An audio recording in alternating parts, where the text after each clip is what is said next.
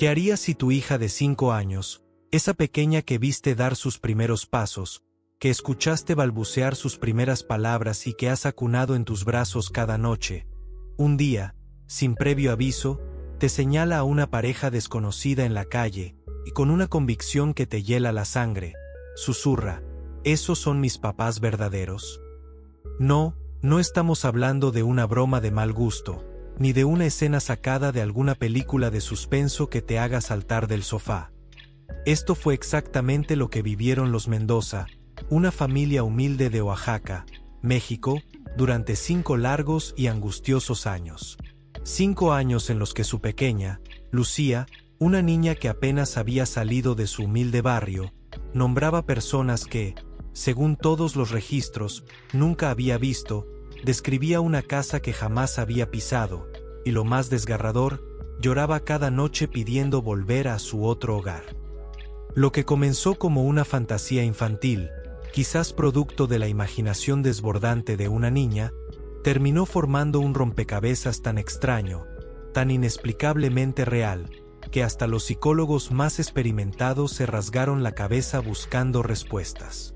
Los vecinos, por supuesto, no tardaron en comenzar a murmurar. Al principio, eran susurros tímidos, luego, el run se hizo más fuerte, hasta que finalmente, la palabra que nadie se atrevía a decir en voz alta, la que desafía toda lógica y ciencia, empezó a flotar en el aire: reencarnación. ¿Puede ser? ¿Es posible que una niña tan pequeña pudiera recordar una vida que no era la suya? La historia de Lucía no es solo un misterio.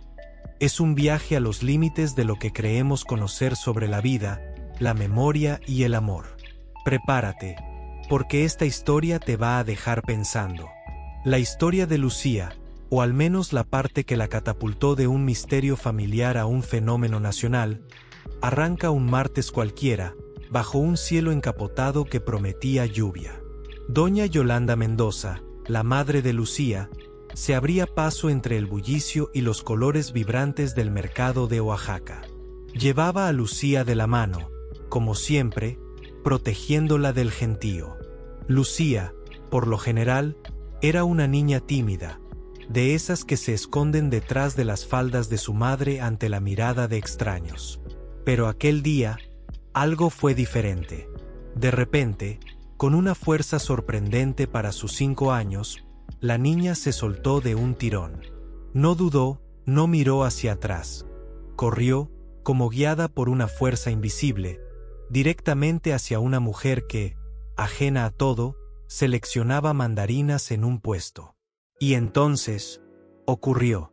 Lucía se lanzó a los brazos de la mujer, no con la inocencia de quien confunde a una tía, sino con la desesperación de quien reencuentra un amor perdido hace mucho tiempo. La mujer, que luego supimos se llamaba Doña Rosario, quedó petrificada. Sus ojos se abrieron de par en par. Las mandarinas rodaron por el suelo mientras intentaba apartar a la niña con una mezcla de desconcierto y gentileza. «Perdón, niña, debe confundirme», le dijo, su voz teñida de perplejidad. Pero Lucía, con sus pequeños ojos fijos en los de Rosario, sin parpadear, le respondió con una frase que resonaría en la mente de Doña Rosario por el resto de su vida: «Mamá Rosa, ¿por qué me dejaste en el río? Te estuve esperando». El color abandonó el rostro de Doña Rosario. Palideció, como si un fantasma se le hubiera aparecido en pleno mercado. Mamá Rosa. Ese apodo. ¿Cómo lo sabía esa niña? Su único hijo, Luis, había muerto ahogado en el río Atoyac hacía 10 años, una tragedia que había destrozado su vida. Y solo su difunta abuela, la madre de Rosario, la llamaba así, Mamá Rosa. Era un secreto íntimo, un eco de un pasado doloroso que nadie más conocía. La coincidencia era escalofriante. Pero la historia no terminó ahí. Cuentan los testigos, y el video que grabó un vendedor ambulante con su celular, que el abrazo duró casi 1 minuto. 1 minuto eterno, cargado de una emoción indescifrable. Y mientras Lucía seguía aferrada a Doña Rosario, comenzó a tararear. Una melodía suave, una tonada que solo Rosario y su hijo Luis conocían. Era la canción de cuna que Luis cantaba para dormir cuando era apenas un bebé, una melodía que había desaparecido de la memoria de Rosario, sepultada bajo el peso del dolor hasta ese instante. El video, subido a las redes, se hizo viral casi de inmediato, acumulando millones de reproducciones en cuestión de horas. La gente lo compartía, lo comentaba, lo miraba una y otra vez, buscando una explicación. Pero en ese momento, en el corazón del mercado de Oaxaca, nadie entendía nada. Solo había asombro, lágrimas y la certeza de que algo extraordinario, algo que desafiaba toda lógica, acababa de suceder. Los Mendoza, la familia biológica de Lucía, no son gente de dinero. Su vida transcurre en una pequeña casa hecha de lámina, donde las paredes apenas ofrecen refugio del sol abrasador y las lluvias torrenciales de Oaxaca.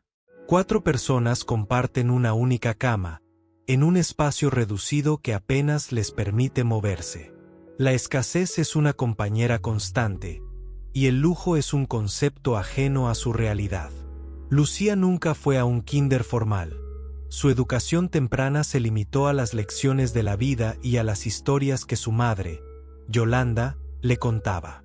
Apenas tenía contacto con la televisión, y mucho menos con el internet o cualquier otra fuente de información externa que pudiera alimentar su imaginación con fantasías elaboradas. Su mundo era pequeño, íntimo, y se limitaba a las calles polvorientas de su barrio y a los rostros conocidos de su comunidad. Por eso, cuando la niña empezó a hablar de la casa de los azulejos azules que huele a Jamaica, sus padres no supieron qué pensar. Al principio, lo atribuyeron a la imaginación infantil, a los sueños vívidos que a veces tienen los pequeños. Pero Lucía no hablaba de esa casa como si fuera un cuento. La describía con una precisión que resultaba inquietante. El padre, Eusebio, un hombre trabajador y pragmático, empezó a montar en cólera. Su paciencia, ya de por sí limitada por las preocupaciones diarias, se agotaba rápidamente. ¿Quién te está contando esas cosas, niña?, le preguntaba, su voz mezclada con frustración y un miedo incipiente. Temía que alguien estuviera manipulando a su hija, que le estuvieran llenando la cabeza de ideas extrañas.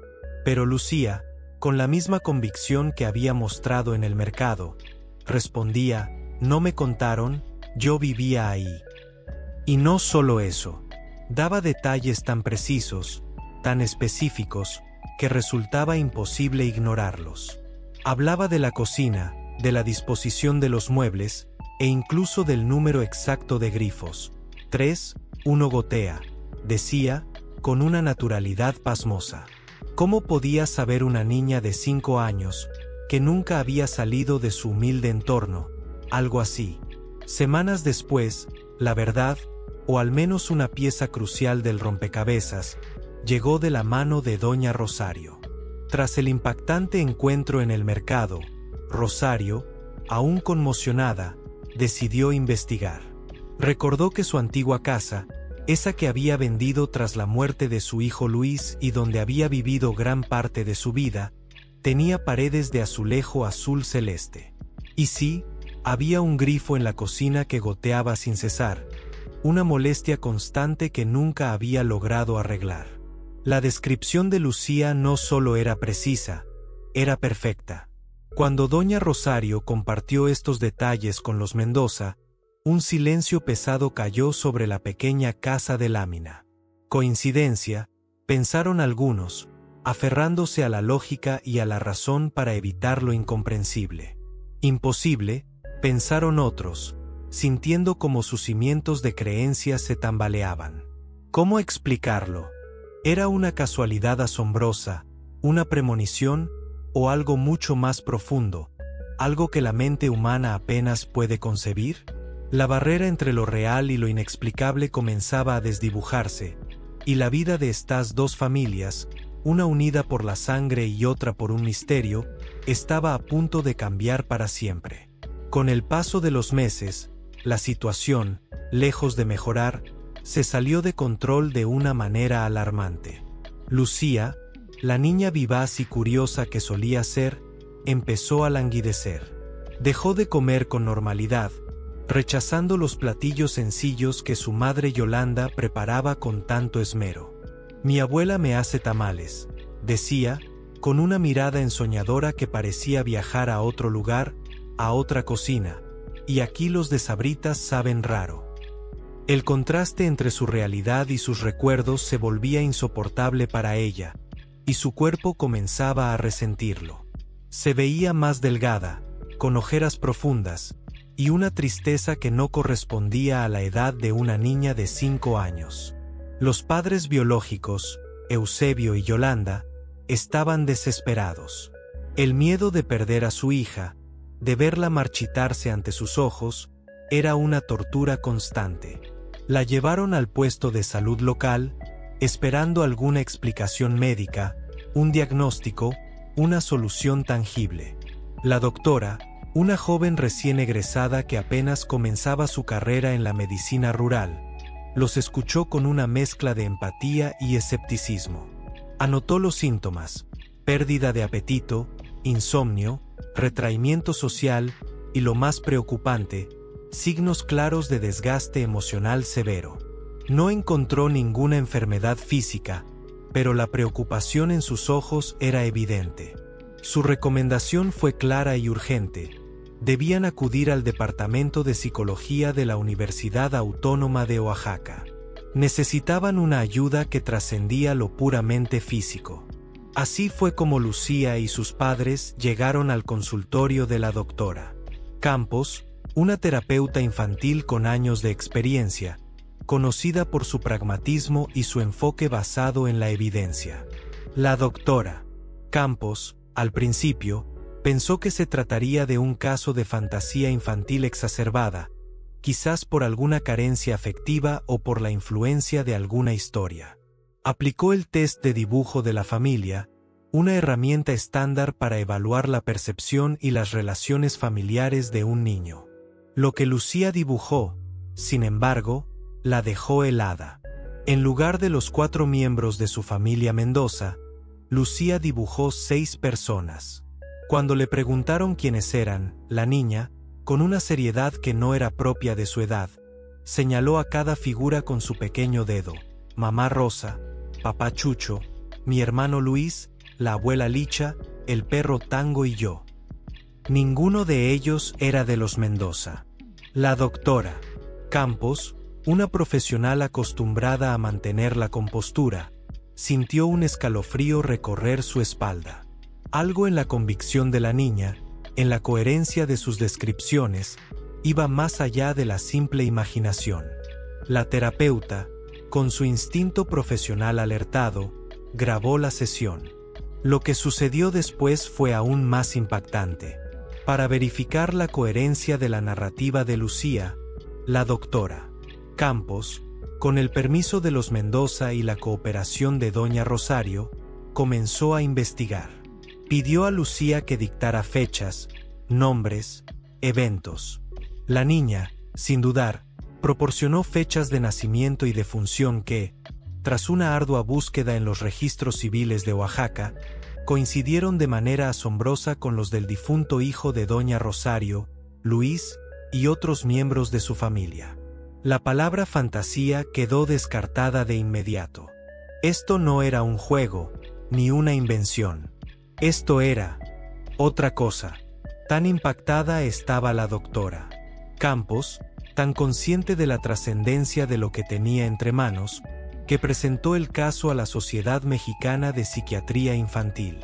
Era un caso sin precedentes en su experiencia, un desafío a todo lo que había aprendido. El expediente de Lucía comenzaba a engrosarse, y con él, la certeza de que estaban frente a un misterio que no solo afectaba a una niña, sino que ponía en tela de juicio nuestra comprensión de la mente humana y de la existencia misma. La historia de Lucía, que había empezado como un murmullo en el mercado y luego como un expediente en un consultorio, pronto tomó vuelo, despegando hacia la estratosfera de la atención pública.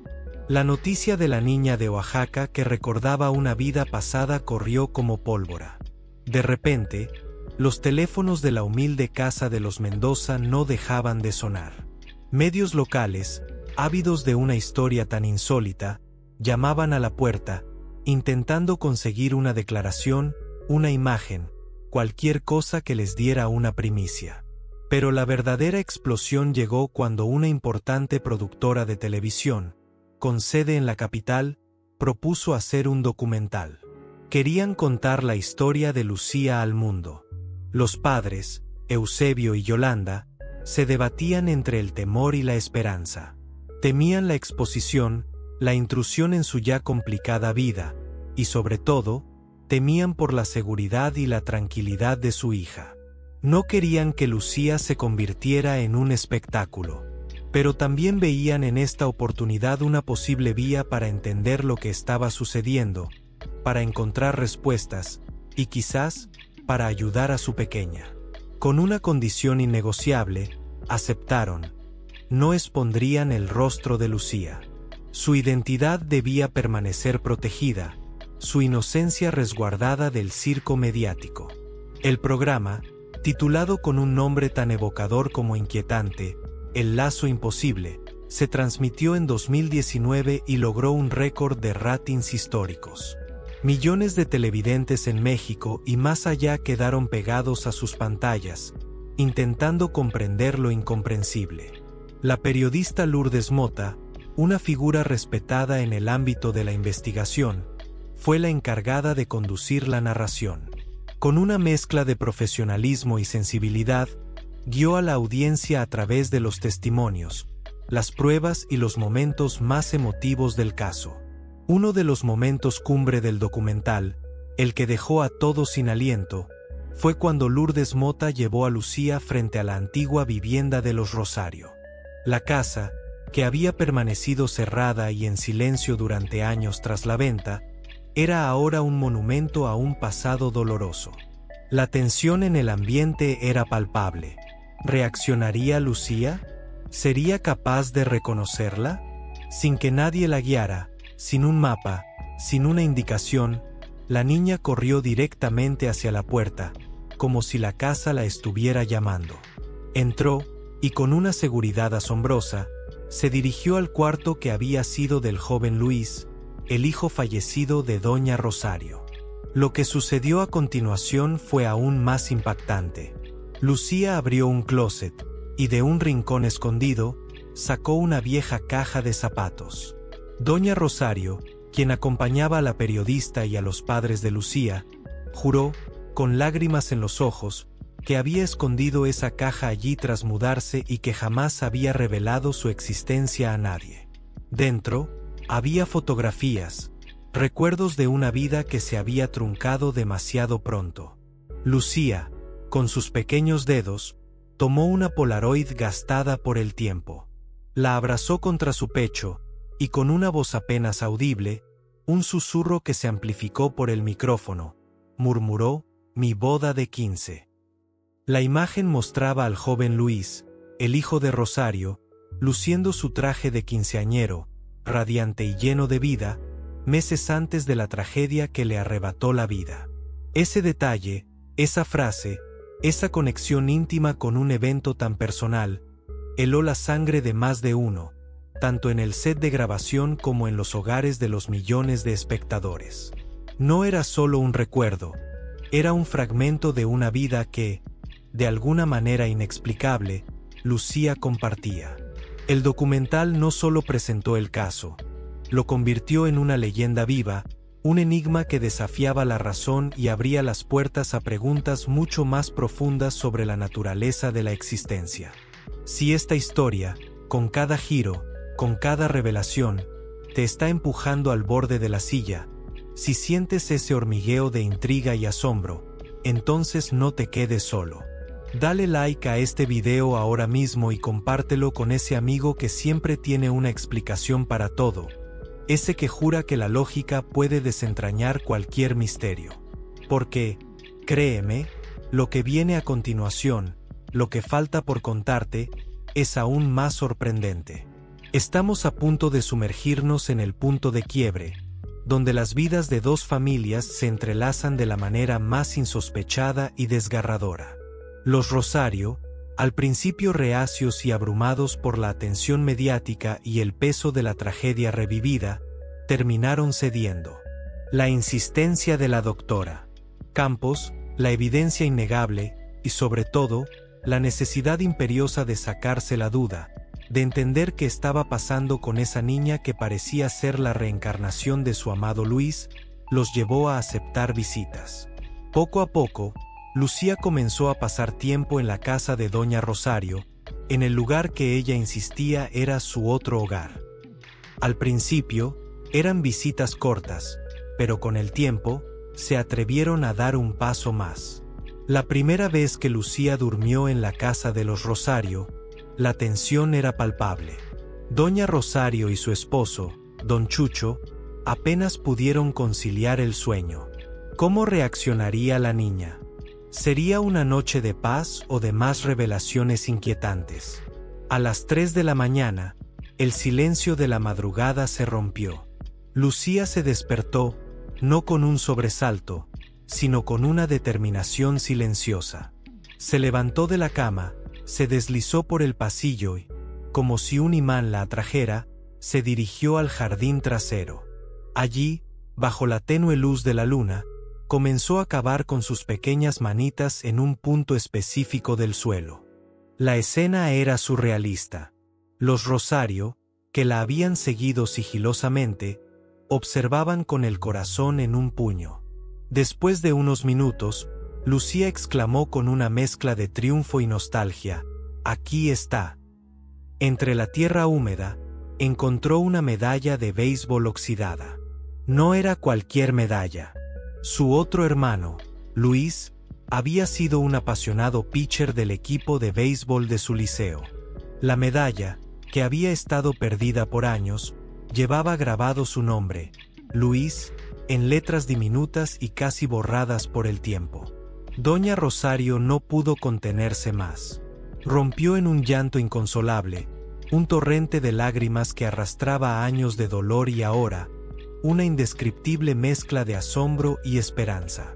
«Dios me está devolviendo a mi hijo de alguna manera», sollozó entre suspiros, abrazando la medalla como si fuera un tesoro sagrado. Para ella, esa medalla era la prueba irrefutable, el vínculo tangible con la vida que había perdido. Mientras tanto, al otro lado de este drama, el padre biológico de Lucía, Eusebio, sintió un miedo genuino, un terror visceral que le apretó el pecho. Ver cómo Lucía se conectaba con esa otra vida, cómo encontraba objetos perdidos y recordaba detalles íntimos, lo hizo plantearse la pregunta más dolorosa: ¿estoy perdiendo a mi hija? La dinámica familiar de ambos lados colapsó. La niña, atrapada entre dos mundos, dos identidades, pasaba días en silencio, absorta en sus pensamientos, y luego, de repente, estallaba en gritos desgarradores pidiendo ir a casa. Pero, ¿a cuál casa? Ella nunca lo aclaraba, dejando a ambos sets de padres en una agonía de incertidumbre y de un amor que se sentía partido. La situación era insostenible, y la necesidad de una intervención más profunda se hacía cada vez más evidente. El caso de Lucía, con su creciente cúmulo de evidencias inexplicables, no tardó en llegar a oídos del doctor Andrés Alonso, un renombrado investigador del Instituto de Neuropsiquiatría de la Universidad Nacional Autónoma de México. El doctor Alonso no era ajeno a los fenómenos inusuales. Su carrera se había centrado en el estudio de la conciencia y la memoria, y había seguido de cerca los trabajos pioneros del fallecido doctor Ian Stevenson. Stevenson, un psiquiatra de la Universidad de Virginia, se había dedicado durante décadas a documentar lo que él llamaba casos de tipo reencarnación, investigando meticulosamente miles de relatos de niños que afirmaban recordar vidas pasadas. El doctor Alonso, intrigado por la solidez de los testimonios y la coherencia de los detalles proporcionados por Lucía, decidió aplicar la escala de comportamiento de reencarnación infantil, un protocolo de investigación inspirado precisamente en los trabajos de Stevenson. Este método busca patrones específicos, la edad temprana de los recuerdos, la especificidad de los detalles, la presencia de fobias o marcas de nacimiento inexplicables, y la distancia geográfica entre las dos vidas. Stevenson había documentado más de 2.500 de estos casos alrededor del mundo, y una de sus observaciones más recurrentes era que el 75% de los niños que recordaban vidas pasadas hablaban de familias que vivían a menos de 15 kilómetros de distancia de su ubicación actual. En el caso de Lucía, la distancia entre su casa y la antigua residencia de los Rosario era de apenas 12 kilómetros, una coincidencia que encajaba perfectamente con el patrón. El Dr. Alonso y su equipo se sumergieron en una investigación exhaustiva, triangulando testimonios, verificando documentos y contrastando cada afirmación de Lucía. El resultado fue asombroso. Recabaron 42 coincidencias puntuales. No eran detalles vagos o generales, sino específicos y verificables. Nombres completos de familiares, oficios precisos de los miembros de la otra familia, descripciones de objetos personales que solo el difunto Luis o su círculo íntimo conocían, e incluso la existencia de una cicatriz particular.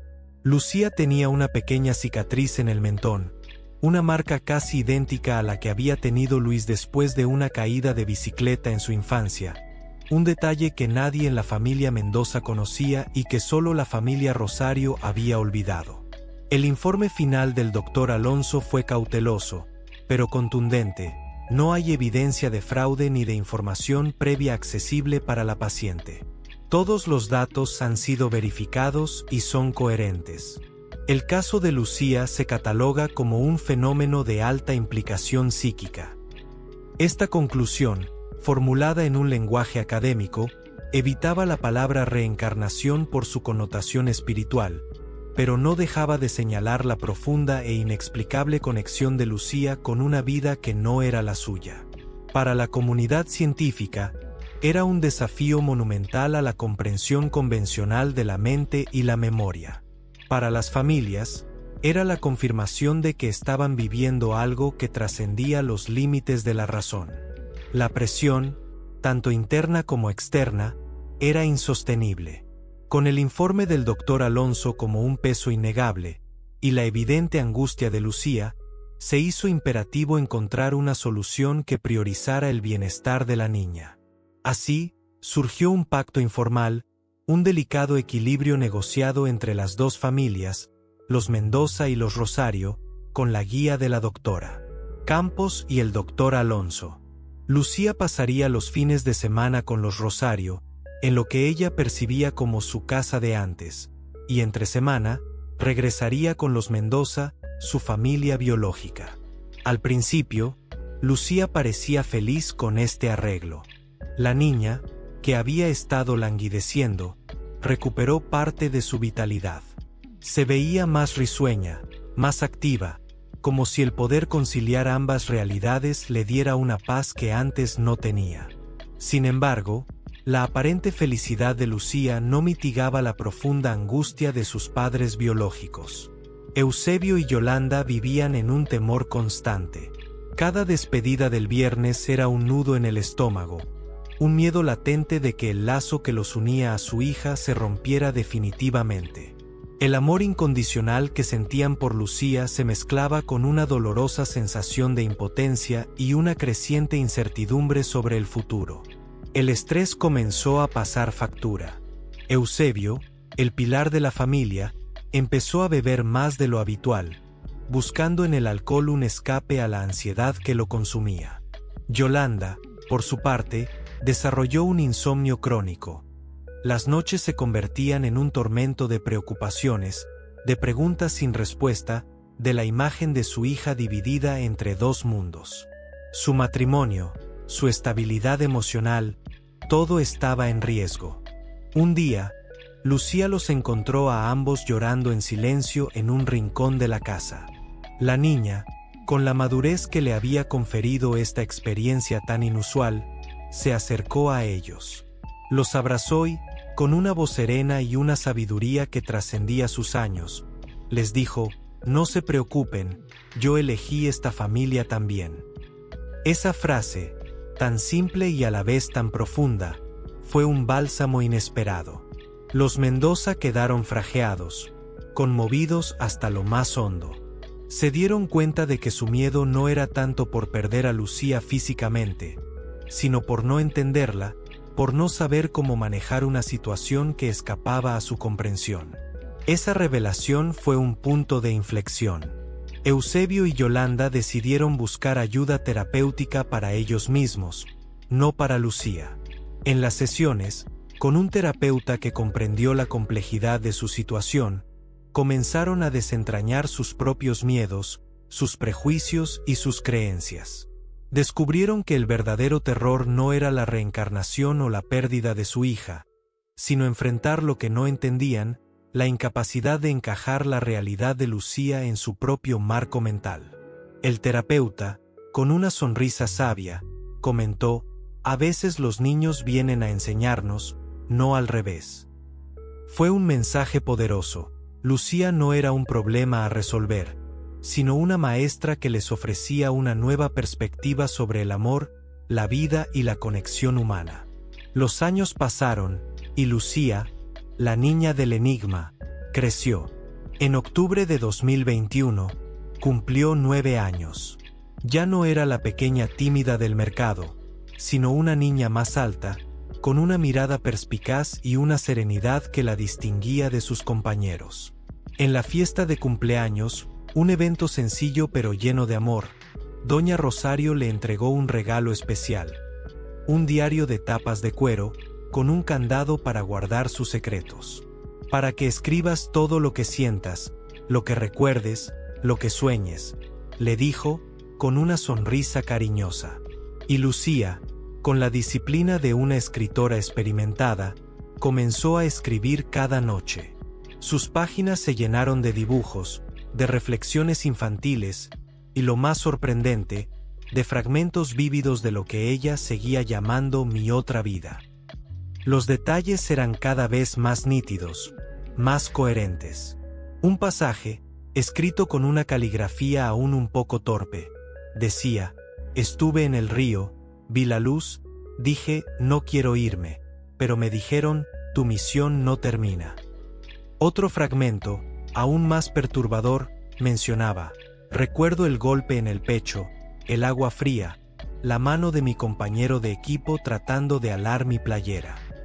Eran descripciones de su muerte, de los últimos momentos de Luis, con una intensidad emocional que era imposible de fingir. Cuando el doctor Alonso y su equipo tuvieron acceso a estos diarios, el impacto fue inmenso. Los fragmentos sobre el río y el golpe en el pecho eran particularmente reveladores. El padre de Luis, don Chucho, el esposo de doña Rosario, fue contactado. Con el corazón encogido, confirmó los detalles. Su hijo, Luis, había muerto al resbalar en una piedra mientras intentaba ayudar a un amigo a salir de una corriente fuerte en el río Atoyac. La autopsia, que había sido un documento doloroso que la familia había intentado olvidar, hablaba de un trauma contundente en el tórax, compatible con un golpe severo. La descripción de Lucía era, una vez más, escalofriantemente precisa. Los diarios de Lucía no solo eran un registro de sus recuerdos, eran la pieza final del rompecabezas, la prueba más íntima y desgarradora de su conexión con Luis. Las páginas del diario fueron fotocopiadas por el equipo de investigación del Dr. Alonso, y ahora reposan en un archivo académico de la universidad, bajo el sello de Caso Lucía 9. Este caso no solo se había convertido en un fenómeno mediático, sino en un estudio de referencia, un testimonio vivo de la posibilidad de que la conciencia, la memoria y la identidad puedan trascender los límites de una sola vida. La revelación de los sueños de Lucía, plasmada en esas páginas, no solo confirmó los recuerdos de la niña, sino que abrió una ventana a la posibilidad de que el alma, de alguna manera, guarda un registro de sus experiencias más allá de la muerte física. La historia de Lucía, con sus giros y revelaciones, se convirtió en un campo de batalla intelectual.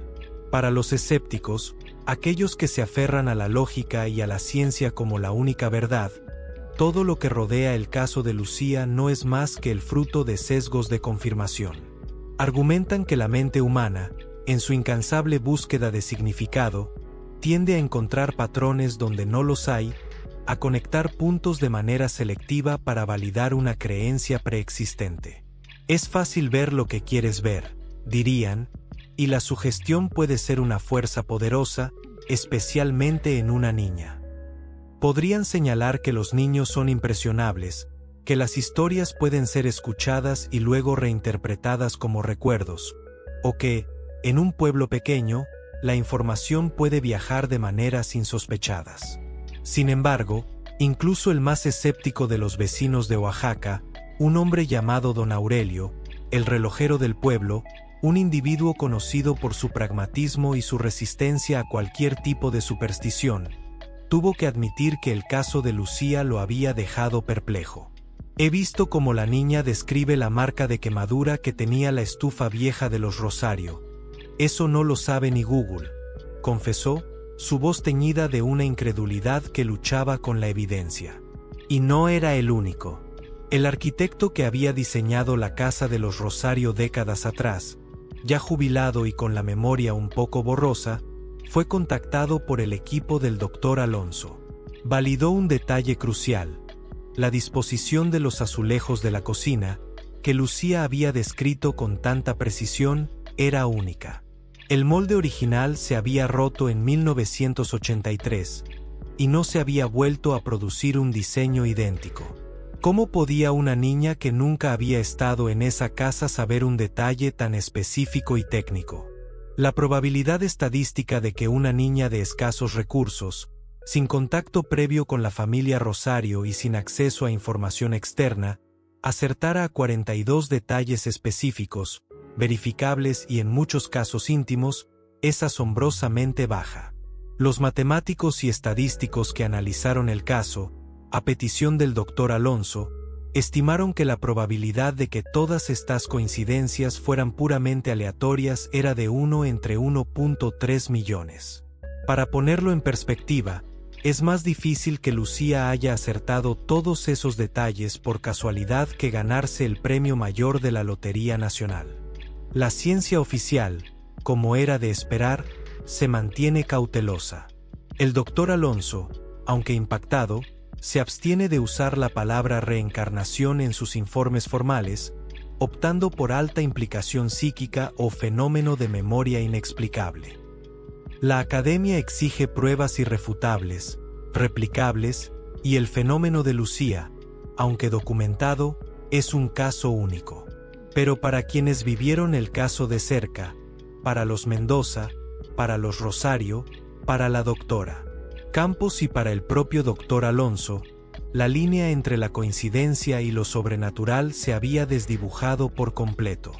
La historia de Lucía no solo desafiaba la lógica, desafiaba la misma concepción de la realidad, obligándonos a considerar que hay más en el universo de lo que nuestra razón puede comprender. El caso de Lucía, más allá del asombro y el misterio, planteó preguntas incómodas y profundos dilemas éticos y legales. ¿A dónde pertenece realmente Lucía? ¿Debemos priorizar el lazo biológico, el innegable vínculo de sangre y crianza que la unía a los Mendoza, o el extraordinario lazo emocional y de memoria que la conectaba con los Rosario? ¿Cómo se balancean estos dos tipos de amor, estas dos identidades, en la vida de una niña tan joven y vulnerable? Los jueces de familia, enfrentados a un caso sin precedentes en la jurisprudencia mexicana, tuvieron que deliberar cuidadosamente. No se trataba de una disputa de custodia común. No había negligencia, ni abuso, solo un fenómeno inexplicable. Tras meses de audiencias, testimonios de expertos y evaluaciones psicológicas, dictaminaron una custodia compartida de facto. Lucía continuaría pasando los fines de semana con los Rosario y la semana con los Mendoza.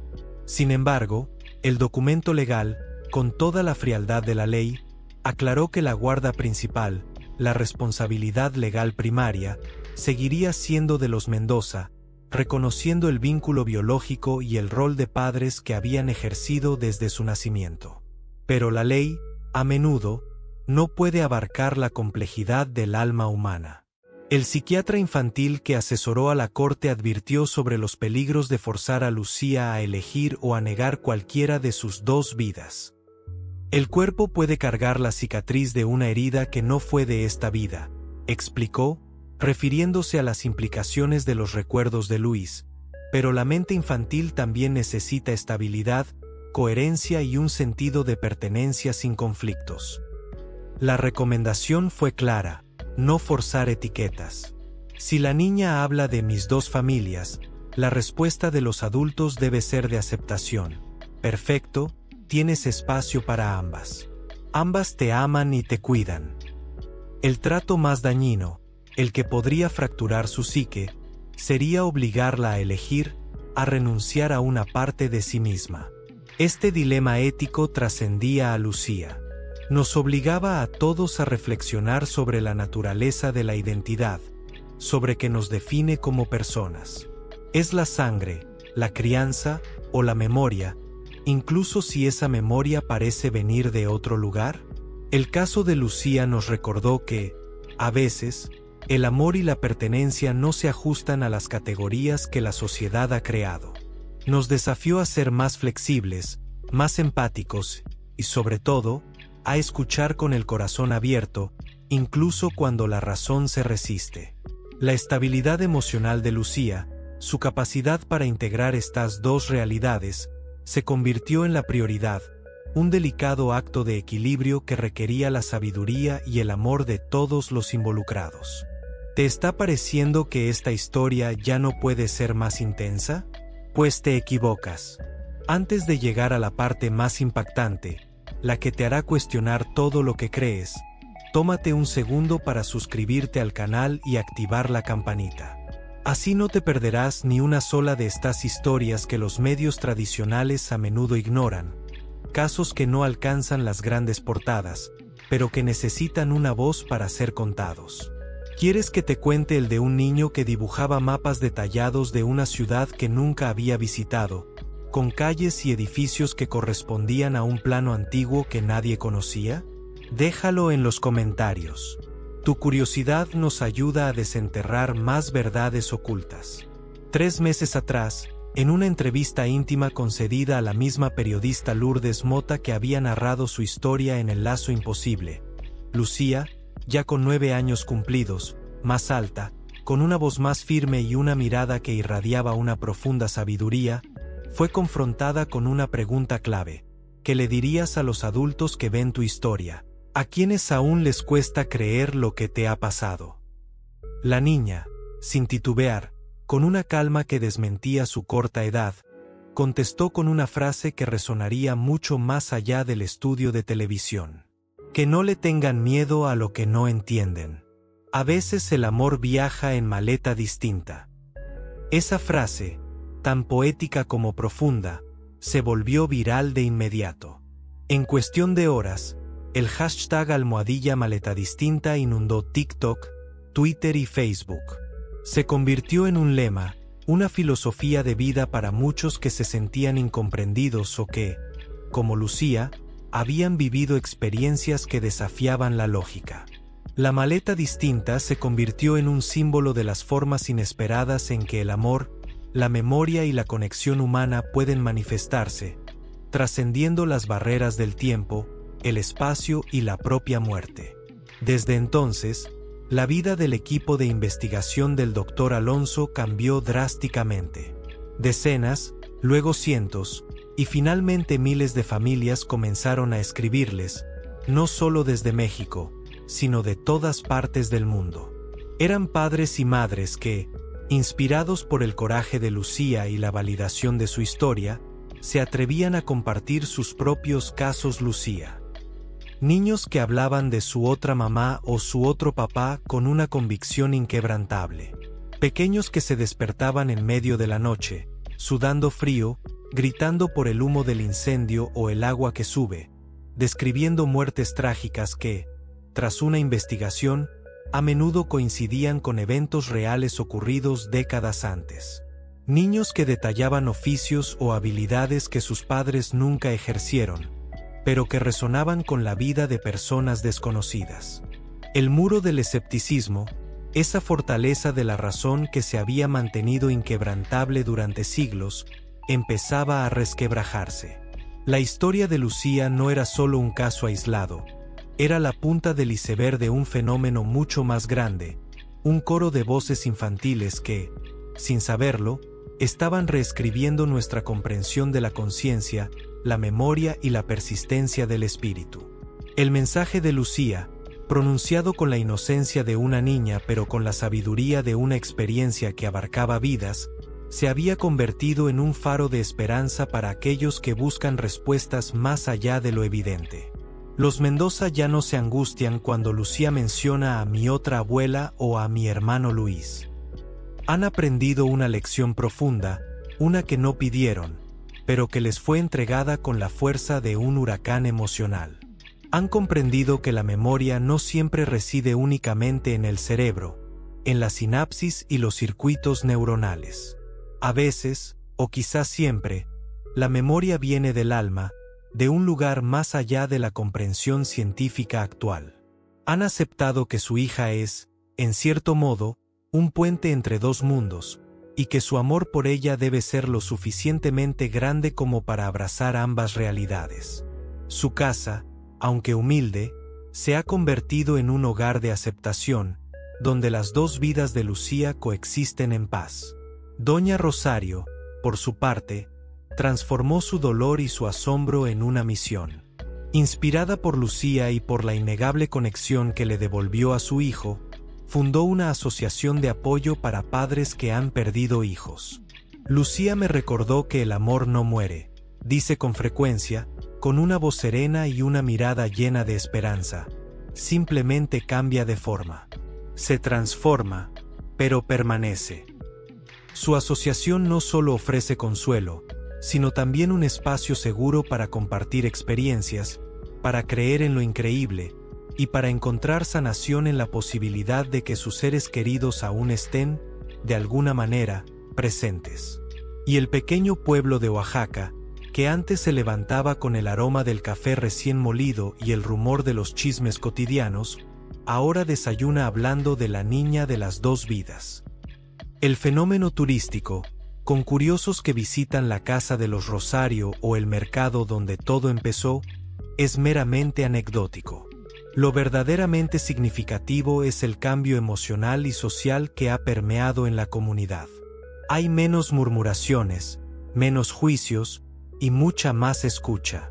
La gente se ha vuelto más abierta, más tolerante a lo inexplicable, y más dispuesta a considerar que la realidad es mucho más vasta y misteriosa de lo que jamás imaginaron. La historia de Lucía ha tejido un nuevo tapiz en la vida de Oaxaca, un tapiz donde lo espiritual y lo terrenal se entrelazan de formas inesperadas. Así que, después de todo esto, ¿existe la reencarnación? La ciencia oficial, con su rigor y sus métodos empíricos, sigue respondiendo con una cautela predecible. No hay evidencia concluyente, replicable, universalmente aceptada. Y es cierto, en el sentido estricto del laboratorio. Pero para los que vivieron este caso, para los que fueron testigos de las 42 coincidencias verificables, de los diarios, de la medalla, de la casa de los azulejos azules, la pregunta ya no es si existe, sino cuántas formas adopta el amor para encontrarnos, para persistir, para trascender. Tal vez Lucía tenga un don especial, una sensibilidad única que le permite recordar lo que otros olvidan. Tal vez sea una excepción a la estadística, un milagro andante que desafía las probabilidades. O tal vez, como diría el Dr. Ian Stevenson, los niños son, en sus primeros años, como antenas sensibles que aún no hemos aprendido a sintonizar, receptores de frecuencias que los adultos, con el tiempo y la razón, aprendemos a apagar. Si mañana tu hijo, tu hija, te habla de su otra casa, de su otra familia, o de recuerdos que no encajan en tu realidad, te pido esto: Escúchalo 2 veces antes de etiquetarlo como una simple fantasía. Escucha con el corazón abierto, con la mente dispuesta a considerar lo inaudito. Porque el universo, en su infinita sabiduría y misterio, podría estar usando su voz para decirte que nadie muere del todo mientras alguien recuerda, mientras el amor encuentra una maleta distinta para viajar. Y si llegaste hasta aquí, si esta historia te ha tocado, cuéntame. ¿Crees que los lazos pueden sobrevivir a la muerte? ¿Has tenido alguna experiencia que desafíe la lógica? Déjame tu historia en los comentarios. Prometo leer cada una. No olvides suscribirte y compartir el video. Hay muchos Lucías en el mundo, esperando que alguien les crea, esperando que su voz sea escuchada.